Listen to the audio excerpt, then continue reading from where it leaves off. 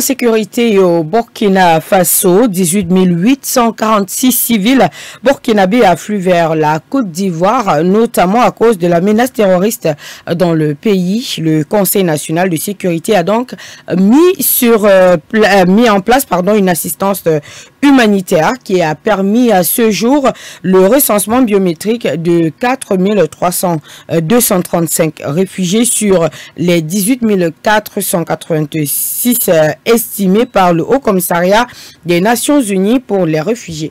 Les détails dans ce reportage de Marie-Laure Kéménieux.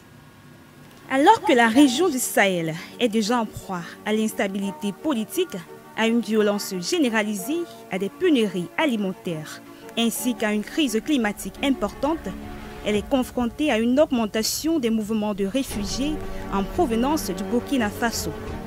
Ces derniers fuient des attaques brutales de groupes armés, notamment dans la région frontalière avec la Côte d'Ivoire. Un communiqué du Conseil national de sécurité, présidé par le président Alassane Ouattara ce jeudi, rapporte que 18 846 Burkinabés ont trouvé refuge dans les zones nord et nord-est de la Côte d'Ivoire, suite aux attaques de groupes terroristes dans leur pays.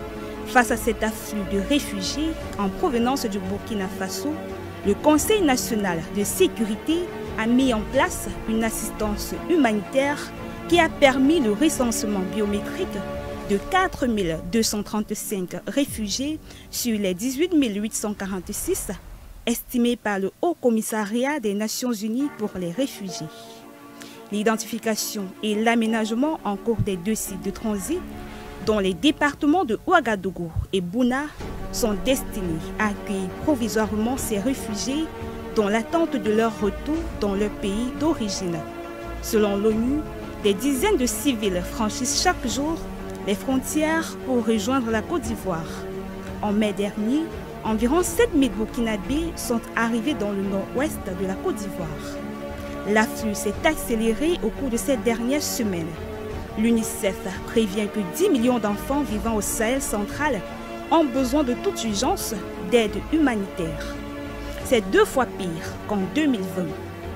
Le Burkina Faso, théâtre des coups d'État militaires en 2022, est pris depuis 2015 dans une spirale de violence djihadiste apparue au Mali et au Niger quelques années auparavant et qui s'est étendue au-delà de leurs frontières.